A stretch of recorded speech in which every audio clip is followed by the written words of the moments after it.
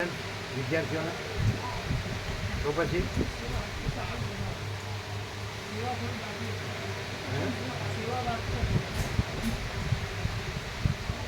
ત્યાં બધા પેરેન્ટ્સ વયા ન જાય.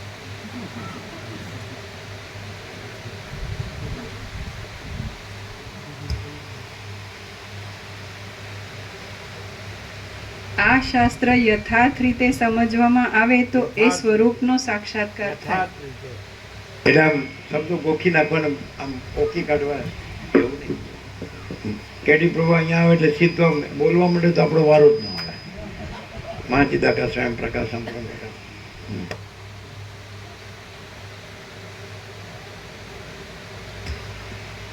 આ શાસ્ત્ર યથાર્થ રીતે સમજવામાં આવે તો એ સ્વરૂપનો સાક્ષાત્કાર થાય. એટલા માટે તત્વનો નિર્ણય થતા સુધી તું આ વિસ્તીર્ણ શાસ્ત્ર સાંભળીશ તો તને એ સાક્ષાત્કાર પ્રાપ્ત થશે. તે સાંભળ્યા વિના થશે નહીં. હે નિષ્પાપ, જેમ આકાશનો નીલવર્ણ પ્રત્યક્ષ દેખાતા છતાં પૂર્ણ વિચારથી જોતા નથી જ એમ અનુભવમાં આવે છે, તેમ આ જગતરૂપ ભ્રમ પ્રત્યક્ષ દેખાતા છતાં પણ આ ગ્રંથના વિચારથી નથી જ એમ અનુભવમાં આવે છે.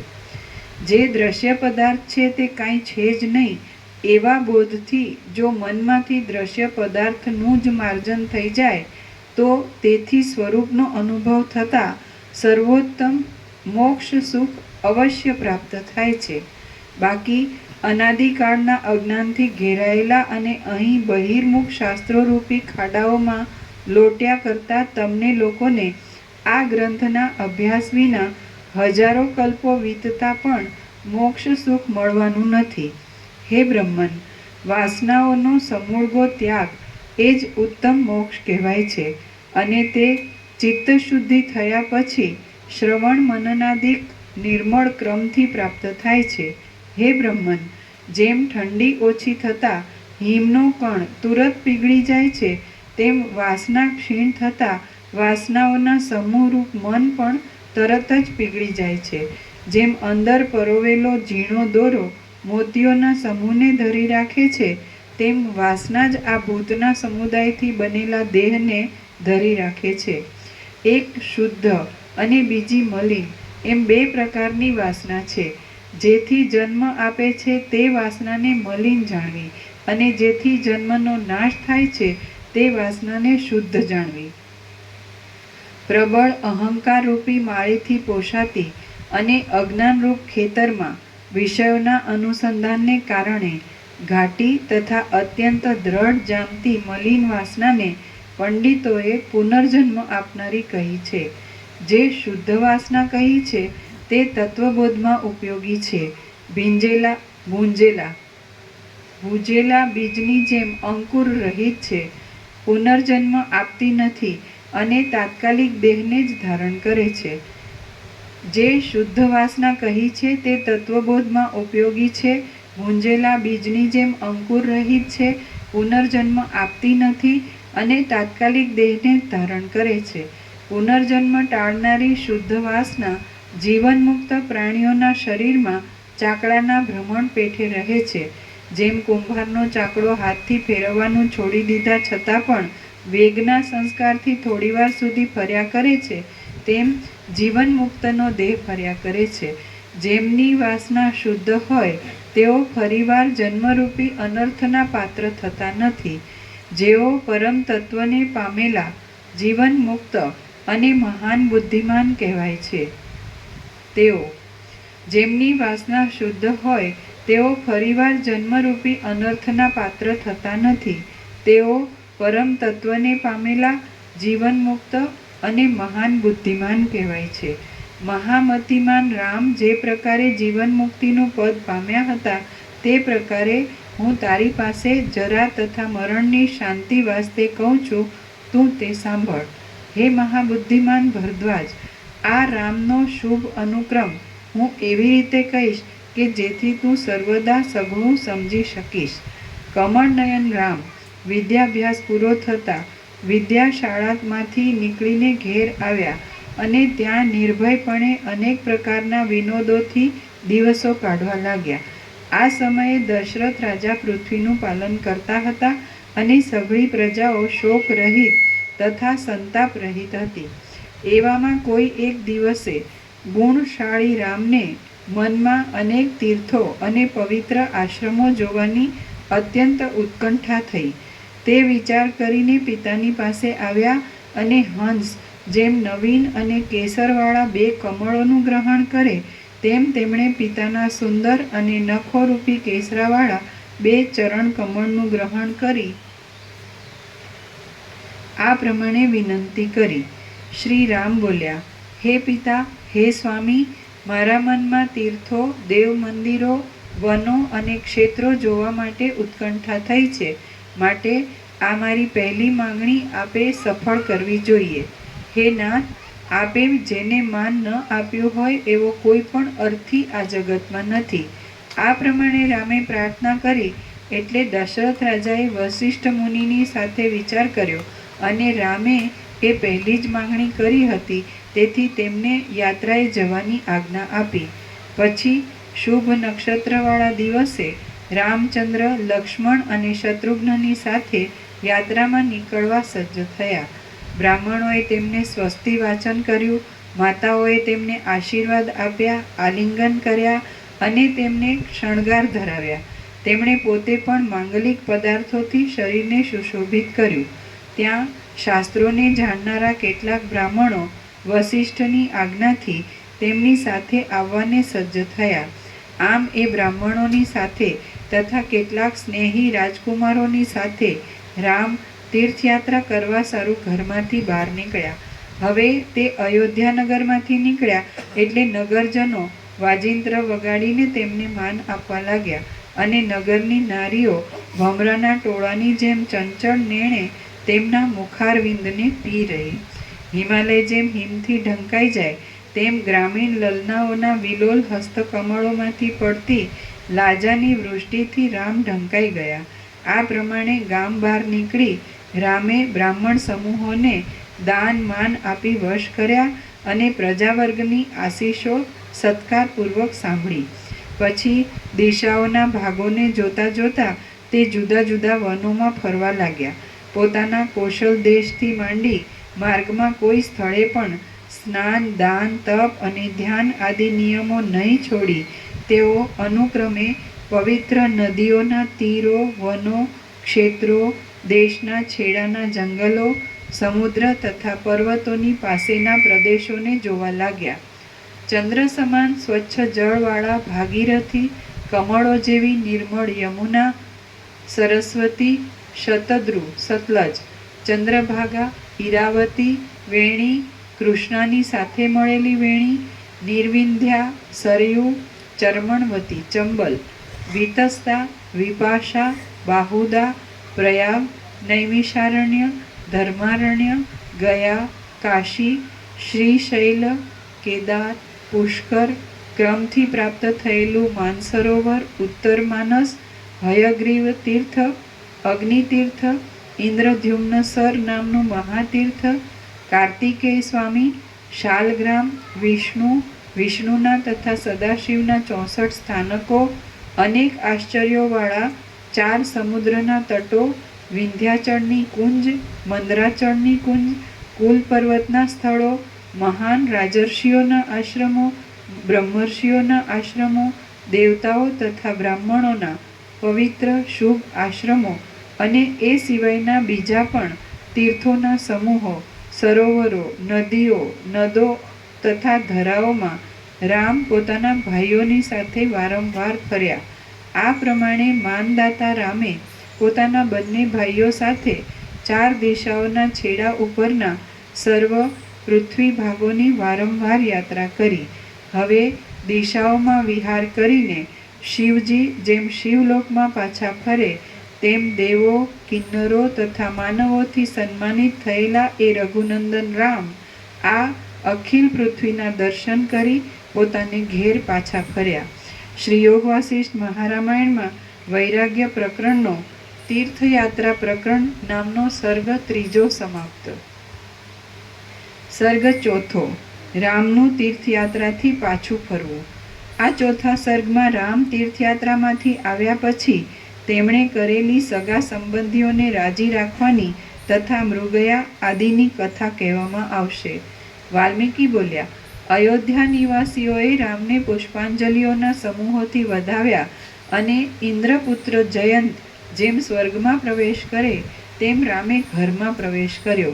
એ પ્રથમ પ્રવાસથી આવીને રામે પિતાને, વસિષ્ઠને, ભાયાતોને, બાંધવોને, બ્રાહ્મણોને તથા કુળના વૃદ્ધ પુરુષોને પ્રણામ કર્યા. સંબંધીઓએ, માતાઓએ, પિતાએ તથા બ્રાહ્મણોએ વારંવાર આલિંગન કરી તેમનો સદાચાર કર્યો. તે સમયે રામ જાણે આનંદથી સમાતા નહોતા. ત્યારે દશરથ નંદનના ઘરમાં લોકો પરસ્પર મધુર અને પ્રિય વાતો કરવા લાગ્યા અને કોમળ બંસરીના મધુર સૂર જેવા તેમના શબ્દોથી દિશાઓ ગાજી રહી. આમ રામનું આગમન થતાં 8 દિવસ સુધી ઉત્સવ ચાલ્યો અને તેમાં સુખને લીધે લોકોએ જાણે ગાંડા થઈને ગાન તાનથી ભારે કોલાહલ કરી મૂક્યો. ત્યાર પછી રામ પોતાના ઘરમાં આનંદથી રહેવા લાગ્યા અને તે માણસોની આગળ પોતે જોયેલા જુદી જુદી ઢબના દેશાચારોનું વર્ણન કરવા લાગ્યા. રામ નિત્ય પ્રાતઃકાળમાં ઉઠી શાસ્ત્રવિધિ પ્રમાણે સંધ્યાવંદન કરતા અને પછી પોતાના ઇન્દ્ર સમાન પિતાનું દર્શન કરવા માટે સભામાં પધારતા. ત્યાં તે વસિષ્ઠ આદિ મહાત્માઓની સાથે આદરપૂર્વક અનેક પ્રકારના જ્ઞાનોથી ભરેલી વાતચીત કરતા. પછી ભોજનાદિક ક્રિયાઓ કરી લઈ ચોથે પહોરે પિતાની આજ્ઞા લઈ તે મૃગયાની ઈચ્છાએ મોટી સેનાથી વીંટાઈને સુવર અને પાડાઓથી ભરેલા વનમાં પધારતા.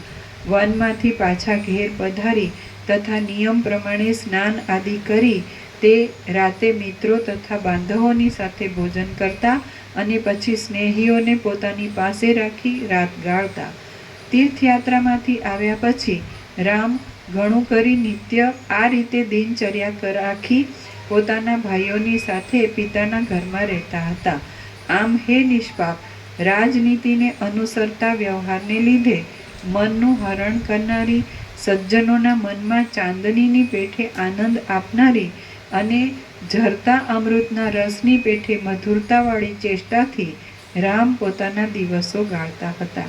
શ્રી યોગ વાસિષ્ઠ મહારામાયણમાં વૈરાગ્ય પ્રકરણનો દિવસ વ્યવહાર નિરૂપણ નામનો સર્ગ ચોથો સમાપ્ત. સર્ગ પાંચમો, રામના વૈરાગ્યનું વર્ણન. આ પાંચમા સર્ગમાં રામના શરીરમાં વૈરાગ્યને લીધે નિર્બળપણા આદિની સ્થિતિ થઈ. દશરથ રાજાને તેનું કારણ જાણવાની ઈચ્છા થઈ અને તે ઉપરથી વસિષ્ઠે ઉત્તર દેવાનો આરંભ કર્યો. આટલી કથા કહેવાશે. વાલ્મીકી બોલ્યા, આ સમયે રામની પોણા 16 વર્ષની અવસ્થા થઈ હતી. શત્રુઘ્ન તથા લક્ષ્મણ પણ રામને અનુસરીને ચાલતા હતા. ભરત ઘણું કરી સર્વદા મોસાળમાં જ રહીને વિનોદ કરતા હતા. ત્યારે રઘુકુળના અગ્રણી મહાવિદ્વાન દશરથ રાજા યોગ્ય રીતે અખિલ પૃથ્વીનું પાલન કરતા હતા અને મંત્રીઓની સાથે નિત્ય પુત્રોના સગપણ સંબંધી વિચાર કર્યા કરતા હતા. તીર્થયાત્રા કરીને આવ્યા પછી રામ તો પોતાના ઘરમાં જ રહેવા લાગ્યા અને શરદ ઋતુમાં જેમ નિર્મળ તળાવ દિવસે દિવસે સુકાઈ જાય છે તેમ તે સુકાવા લાગ્યા. ભ્રમરોની પંક્તિવાળું અને પાકીને ઉઘડી ગયેલી પાંખડીઓવાળું શ્વેત કમળ જેમ ફીકું પડે તેમ તે રાજકુમારનું વિશાળ લોચનવાળું શ્વેત મુખકમળ પણ ફીકું પડવા લાગ્યું. રામ ચિંતામાં પરવશ થઈ રહ્યા અને પદ્માસનવાળી ગાલ ઉપર હાથ મૂકી બેસી રહેવા લાગ્યા. તે સઘળા કામો મૂકીને જાણે મૂંગા જેવા બનવા લાગ્યા. આમ રામ ચિંતાએ કરીને શરીરે લેવાઈ ગયા હતા. મનમાં અત્યંત ખેદ પામ્યા હતા અને ચિત્રમાં ચિતરેલા માણસની જેમ તે કોઈની સાથે કશું પણ બોલતા કરતા નહોતા. સેવક લોકો જ્યારે વારંવાર પ્રાર્થના કરે ત્યારે કંટાળીને રામ દિવસના પોતાના આવશ્યક કાર્યો કરતા હતા અને તેમનું મુખકમળ તો કરમાયેલું જ રહેતું હતું. ગુણના ગુણનિધિ એ રામને એવી સ્થિતિમાં જોઈને એમના ભાઈઓ લક્ષ્મણ તથા શત્રુઘ્ન પણ એવી જ દશાને પ્રાપ્ત થયા. એ પ્રમાણે એ પુત્રોને મૂંઝાતા અને દુબળા પડતા જોઈને દશરથ રાજા તથા તેમની રાણીઓ સૌ ચિંતાથી વિવશ થઈ ગયા. સ્નેહભર્યા શબ્દોમાં રાજાએ રામને વારંવાર પૂછ્યું, "ઓ દીકરા, તને એવી તે શી ભારે ચિંતા આવી પડી છે?" પણ રામે તેનો કશો જ ઉત્તર આપ્યો નહીં. પિતાના ખોળામાં બેઠેલા એ રામે આટલું જ કહ્યું, "હે પિતાજી, મને કાંઈ જ દુઃખ નથી." એમ કહીને કમલનયન રામ ચૂપચાપ બેસી રહ્યા. પછી દશરથ રાજે સઘળા કાર્યોને જાણનારા અને વક્તાઓમાં ઉત્તમ એવા વસિષ્ઠ મુનિને પૂછ્યું કે રામ શા માટે મૂંઝાય છે. રાજાએ આ પ્રમાણે પૂછ્યું એટલે વસિષ્ઠ મુનિએ વિચાર કરીને ઉત્તર આપ્યો કે હે શ્રીમાન મહારાજ, તમે ખેદ કરશો નહીં. રામને ચિંતા થવામાં પરિણામે સુખદાયી થાય એવું કંઈ કારણ છે. હે રાજા, જેમ બ્રહ્માંડમાં પંચમહાભૂતો સૃષ્ટિના કે સંહારના વેગરૂપી મોટું કારણ ઉત્પન્ન થયા વિના અલ્પ કારણથી વધવા ઘટવા રૂપ વિકારને પ્રાપ્ત થતા નથી, તેમ સત્પુરુષો પણ મોટા અને મહત્વના કારણ વિના માત્ર સ્વલ્પ કારણથી કોપ, ખેદ કે મોટા હર્ષરૂપ વિકારને પામતા નથી. શ્રી યોગ વાસિષ્ઠ મહારામાયણમાં વૈરાગ્ય પ્રકરણનો કાર્ષ્ય નિવેદન વૈરાગ્ય નામનો સર્ગ 5મો સમાપ્ત. સર્ગ 6. સર્ગ 6. વિશ્વામિત્રનું આગમન. આ 6થા સર્ગમાં વિશ્વામિત્ર આવ્યા. દશરથ રાજાએ તેમની વિધિપૂર્વક પૂજા કરી અને તે પછી હર્ષપૂર્વક તેમનું કામ કરી દેવાની પ્રતિજ્ઞા કરી એ કથા કહેવામાં આવશે. વાલ્મીકી બોલ્યા, હે મુનિવર વસિષ્ઠ, આ પ્રમાણે વાલ્મીકી બોલ્યા, એ મુનિવર વસિષ્ઠ આ પ્રમાણે વાત કરતા હતા અને સંદેહ તથા ખેદથી ઘેરાયેલા રાજા દશરથ ચિંતાનું કારણ જાણવા માટે મૌન ધરીને કંઈ વાર સુધી રાહ જોઈ રહ્યા હતા. ત્યારે રાજાના રાણીવાસમાં સર્વ રાણીઓ ઉદાસ થઈ ગઈ હતી અને રામની ચેષ્ટા સંબંધમાં સાવધાન રહી બેઠી હતી.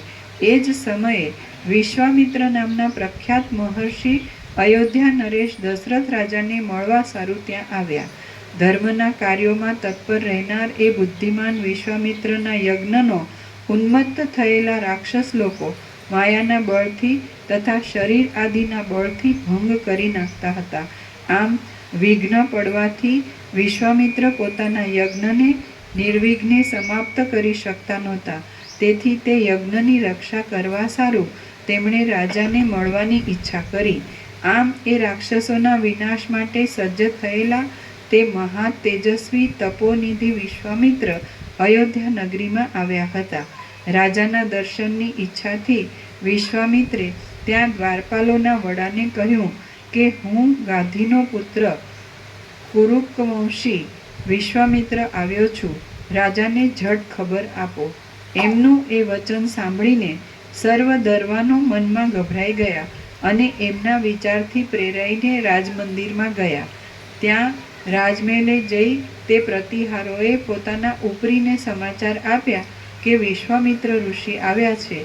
એટલે તે વડા છડીદારે સભામાં રાજાઓના મંડળથી વીંટાઈને બેઠેલા દશરથ રાજાની પાસે તુરત આવીને વિજ્ઞપ્તિ કરી કે હે દેવ, દેવડીએ એક મહાતેજસ્વી શ્રીમાન પુરુષ ઊભા છે. બાલ સૂર્યના જેવી તેમની કાંતિ છે અને લાલ લાલ અગ્નિના જેવો તેમનો જટાજૂટ છે. ઝગઝગતી ધજાઓની ટોચો, ઘોડાઓ, હાથીઓ અને આયુધો સાથેનો એ આખો પ્રદેશ તેમણે પોતાના તેજ કિરણોથી કાંચન વર્ણો કરી દીધો છે. એવા એ વિશ્વામિત્ર મુનિ પધાર્યા છે. છડીદારે આ પ્રમાણે વિનયભરી વાણીમાં રાજાને નિવેદન કર્યું. છડીદારના આ વચન સાંભળતા જ નૃપતિ શ્રેષ્ઠ દશરથ સુવર્ણના સિંહાસન ઉપરથી ઉઠ્યા અને સાથે તેમના સામંતો તથા મંત્રીઓ પણ ઊભા થયા. રાજાઓના સમૂહથી વીંટાયેલા અને રાજસમૂહના મંડળથી સ્તુતિ પામતા એ દશરથ રાજા એકદમ વસિષ્ઠ અને વામદેવની સાથે ત્યાંથી પગે ચાલી નીકળ્યા અને જ્યાં એ મહામુનિ વિશ્વામિત્ર ઊભા હતા ત્યાં પહોંચી ગયા. ત્યાં તેમણે એ મુનિવરને દેવડી આગળ ઊભેલા જોયા. ત્યારે બ્રહ્મતેજ અને ક્ષાત્ર તેજથી ભરપૂર ભરેલા એ મહાતેજસ્વી વિશ્વામિત્ર જાણે કોઈ કારણથી સૂર્યનારાયણ પૃથ્વી પર આવ્યા હોય તેવા દેખાતા હતા. વૃદ્ધાવસ્થાને લીધે ધોળી થયેલી અને નિત્ય તપના પ્રકર્ષને લીધે વૃક્ષ થયેલી તેમની જટાની લટો ખભાઓ ઉપર વીંટાયેલી હતી. તેથી તે જાણે સાયંકાળના વાદળાઓથી વીંટાયેલો કોઈ પહાડ હોય એવા લાગતા હતા. એમનું શરીર સૌમ્ય અને સુંદર હતું. તેજના અંબારને લીધે સામે જોઈ શકાય એમ નહોતું. તે અવયવોની પ્રૌઢ રચનાવાળું, વિનયવાળું, કાંતિવાળું અને કોઈના તેજથી દબાય નહીં એવું હતું. એમની પ્રભા રુચિકર, અત્યંત ભયાનક, સ્વચ્છ, ચકચકિત તથા ગંભીર હતી અને જાણે અમાપ તેજથી રંગાયેલી હતી. પ્રસન્ન મનવાળા એ મુનિએ હાથમાં અનિંદિત, સ્નિગ્ધ અને અનંત કાળ સુધી ચાલેલા પોતાના જીવનના મિત્રરૂપ એવું એક કમંડલું ધારણ કર્યું હતું. તેમનું ચિત્ત કરુણાથી ભર્યું હતું. તેથી પ્રસન્ન મધુર ભાષણોથી તથા કટાક્ષોથી તે જાણે આ સર્વ પ્રજાને અમૃતથી નવડાવી રહ્યા હતા. એમની આંખની ભ્રમરો ધોળી તથા ઊંચી હતી અને અંગ ઉપર તેમણે યોગ્ય ઉપવિત ધારણ કર્યા હતા. જોનારાઓના મનમાં એ જાણે અપાર વિસ્મય ઉત્પન્ન કરતા હતા.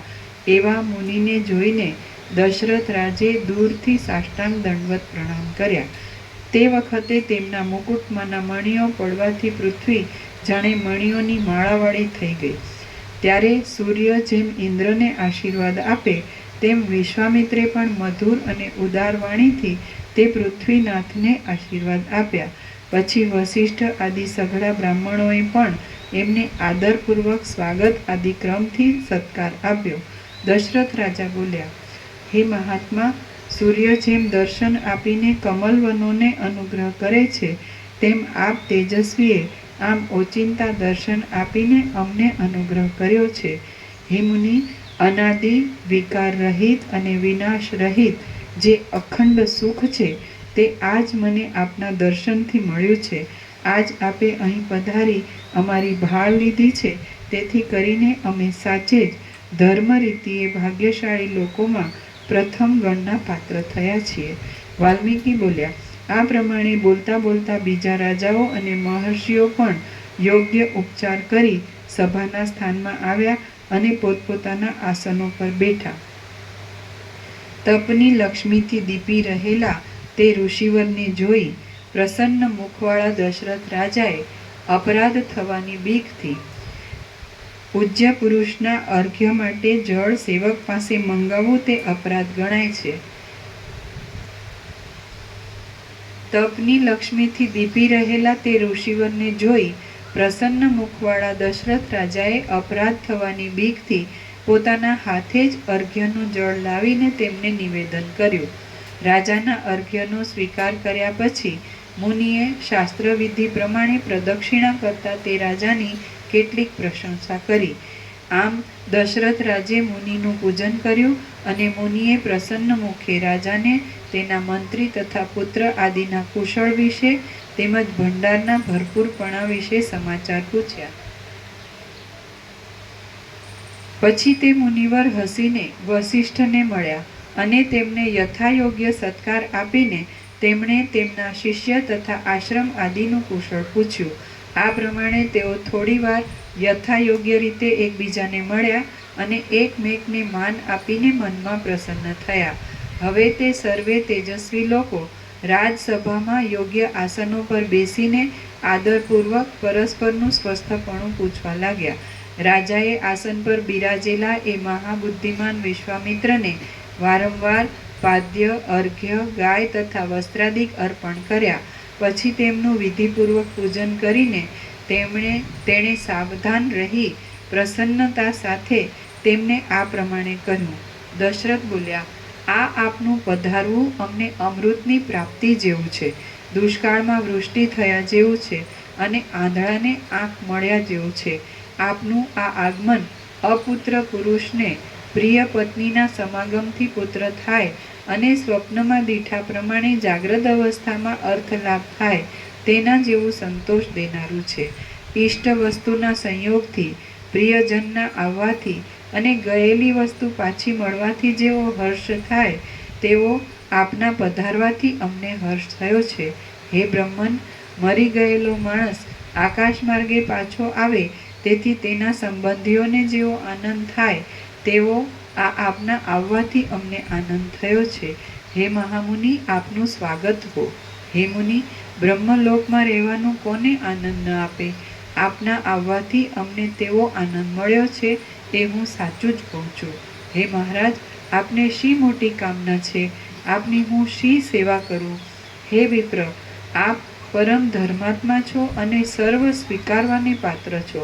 હે ભગવાન, પ્રથમ આપ રાજર્ષિ હતા અને પછી તપ કરી ભારે તેજ મેળવીને આપ બ્રહ્મર્ષિપણું પામ્યા છો. આપ મારે પૂજવા યોગ્ય છો. ગંગાજળમાં નાહવાથી જેવી પ્રીતિ થાય તેવી પ્રીતિ મને તમારા દર્શનથી થઈ છે અને તે મારા અંતરાત્માને શીતળતા આપે છે.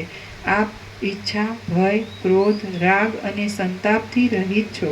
હે બ્રહ્મન, એવા આપ આજ મારી પાસે આવ્યા એ ઘણું અદ્ભુત છે. હે શ્રેષ્ઠ બ્રહ્મવેત્તા, આજ હું મારા આત્માને નિર્દોષ થયેલો, શુભ ધામમાં રહેલો અને જાણે ચંદ્રના મંડળમાં ડૂબેલો માનું છું. હે મુનિ, આજ આપ મારી પાસે પધાર્યા છો તે હું જાણે સાક્ષાત બ્રહ્મા પધાર્યા છે એમ માનું છું. આપના આવવાથી હું પવિત્ર થયો છું અને અનુગ્રહ પામ્યો છું. હે મહાત્મા, આજ આપના આગમન રૂપી પુણ્યથી રંગાઈ જવાને લીધે મારો જન્મ સફળ થયો છે અને જીવિત પણ સુજીવિત થયું છે. સમુદ્ર જેમ ચંદ્રને દેખીને પોતામાં સમાતો નથી, તેમ અહીં પધારેલા આપના દર્શન, પૂજન અને નમન કરીને હું પણ સમાઈ રહેતો નથી. હે મુનિવર, આપને જે કાંઈ કાર્ય હોય અથવા જે કોઈ અર્થથી આપ અહીં પધાર્યા હો તે કાર્ય અને તે અર્થ મેં કર્યા જ છે એમ આપ સમજો, કારણ કે આપ સર્વદા મારે માન્ય છો. હે કૌશિક, આપે આપના કાર્ય માટે કશો જ સંશય રાખવો નહીં. હે ભગવાન, આપને ન આપું એવી કોઈ વસ્તુ મારી પાસે છે જ નહીં, કારણ કે તમને આપવાથી તે વસ્તુનું પણ સાર્થક થશે. આપે આપના કામના સંબંધમાં કાંઈ પણ પ્રકારે સંદેહ રાખવો જોઈએ નહીં. આપનું જે કાંઈ કામ હશે તે હું ધર્મની રીતિ પ્રમાણે સઘળું કરી આપીશ. આપ મારા પરમ ઈષ્ટદેવ છો. ગુણ અને યશમાં પ્રખ્યાત એવા મુનિશ્રેષ્ઠ વિશ્વામિત્ર પોતાના પ્રભાવને જાણનારા દશરથ રાજના આવા અત્યંત મધુર, કાનને સુખદાયી, વિનય ભરેલા અને ઉત્તમ ગુણોથી ભરેલા વચનો સાંભળીને પરમ હર્ષ પામ્યા. શ્રી યોગ વાસિષ્ઠ મહારામાયણમાં વૈરાગ્ય પ્રકરણનો વિશ્વામિત્રભ્યાગમન નામનો સર્ગ 6 સમાપ્ત. સર્ગ 7. ઓમ ઓમ ઓમ. પ્રસાદ આપી દે.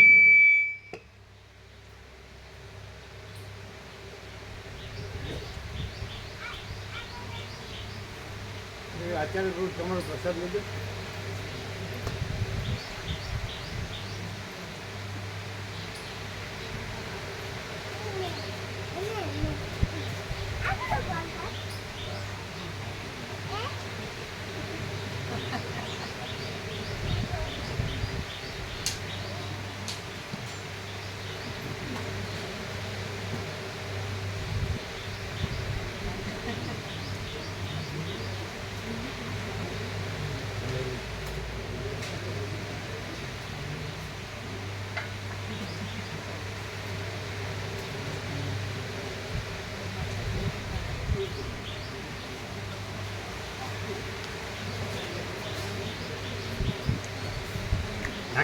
થાકી ગયા ને તમારો રસ લઈ લેજો.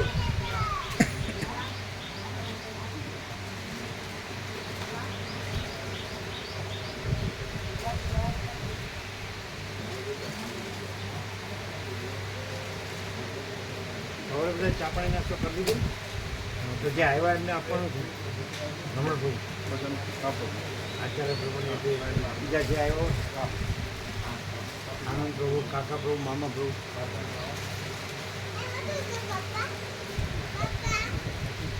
ખબર જ છે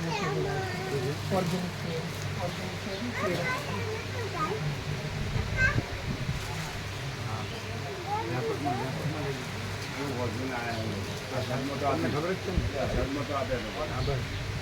સાંજે ન આવ્યા હોય ને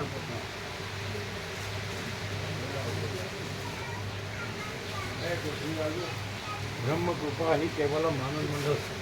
એ કેળા છે ને ઓર્ગેનિક છે સંપૂર્ણ, એની પણ એવી રીતે છે મારા બીજોના ફાર્મમાંથી.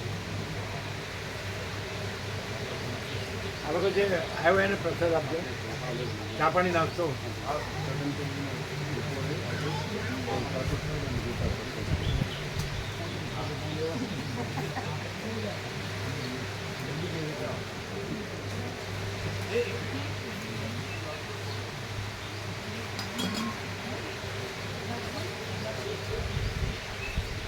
અત્યારે આવ્યા એને ચા પાણી નાખતો કરો. કેને બધું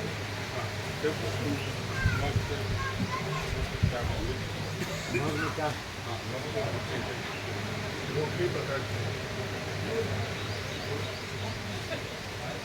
જે હીરાપુર ઉત્તર જે આવ્યાનું પ્રસાદ કરો, ચા પાણી નાસ્તો કરો. અત્યારે બહુ એ 2 જણ છે, મામા બહુ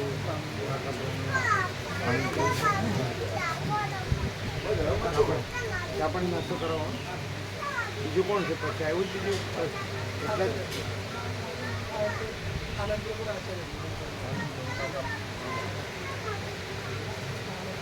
એમને રસ લીધો ને એને બાજુમાં મૂક્યો જ ને.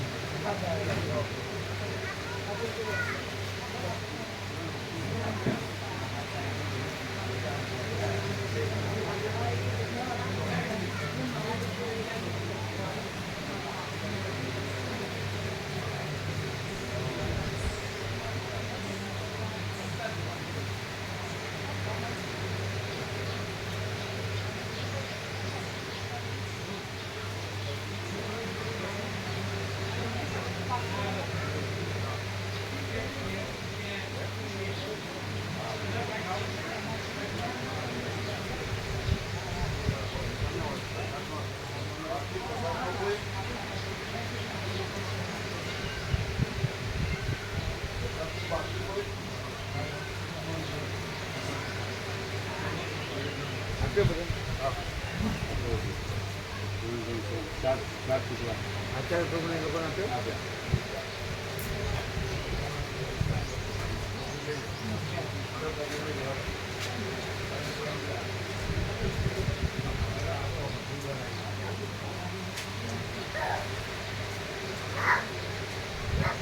એકદમ શુદ્ધ છે, એકદમ શુદ્ધ.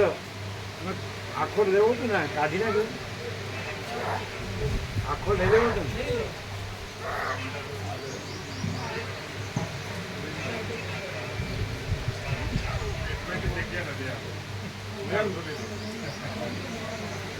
આ તો પ્રવાહી છે, પ્રવાહી.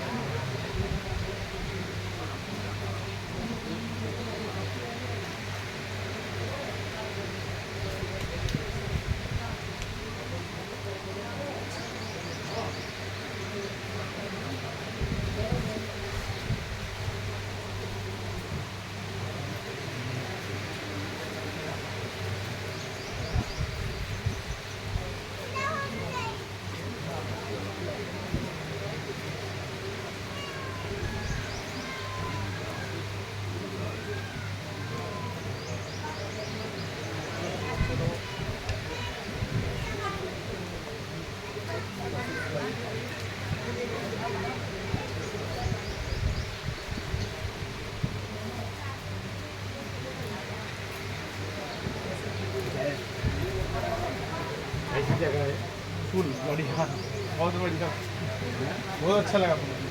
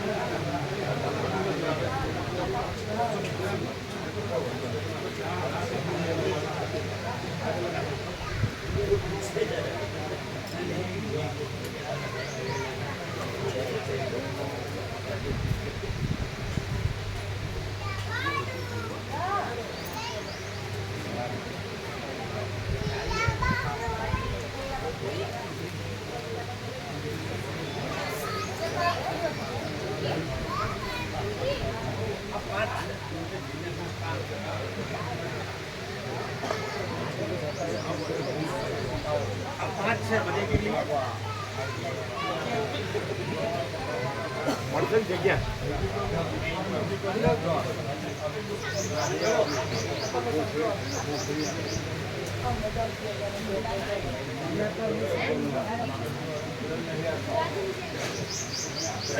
દિલ્હીથી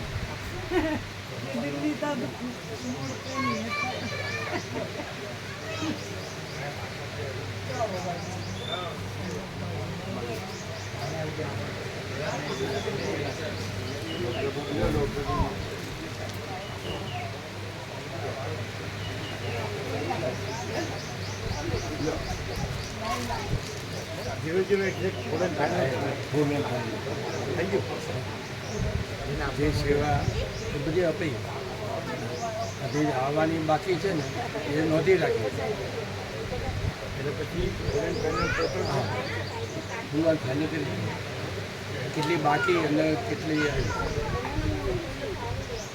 અને એ જોતી હોય એ કંઈ છે એ રાખીને બાકીની કુટુંબોમાં જમા કરવા અને આપણે થોડું ફાઇનલ લઈને પછી અમારે બધા મંદિર રાખી હા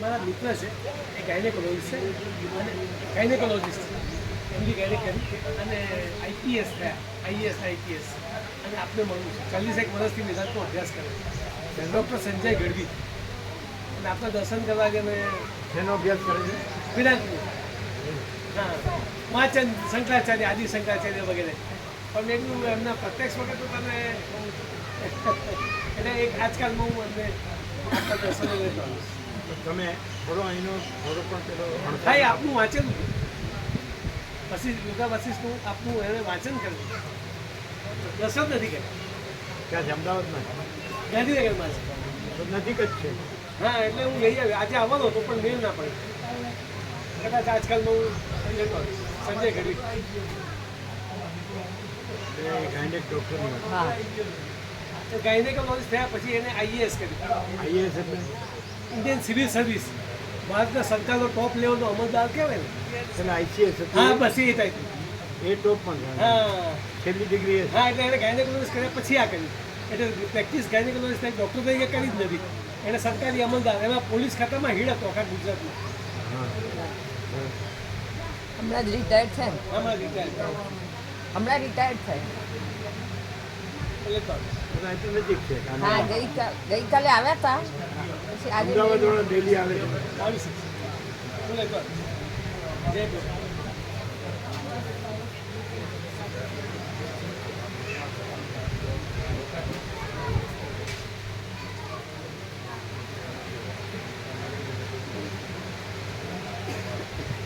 પછી બોલે તમારા બંધુ કંઈ બોલ્યા એટલે 2012માં આંબાવાડિયામાં એકવાર આવ્યા હતા 13 વર્ષ પછી કાલે આવ્યા હતા. આજે કેમ રહ્યું કાલે આનંદ મંગળ વૃક્ષો તો કે ઘણા ઉદ્ગાર છે ના ઉદ્ગારે કે બસ પ્રભુ કહે છે કે એક જ મહાસમુદ્ર છે જો અને બીજું બધું તો તરંગો છે પરમાત્મા જ મહાસમુદ્ર છે અને બીજું બધું તો તરંગો છે. એટલે તમારે મોડું નથી થતું ઇટ્સ નેવર ટુ લેટ હજી મોડું થયું નથી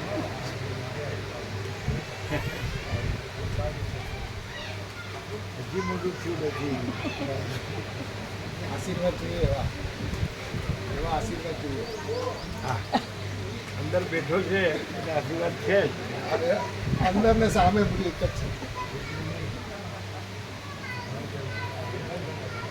ત્યાં તો તબિયત સારી છે ને આમ તો વાત કરી એટલે કે કંઈ તમે આવો પ્લાન સિરિયસ છે પ્લાન સિરિયસ છે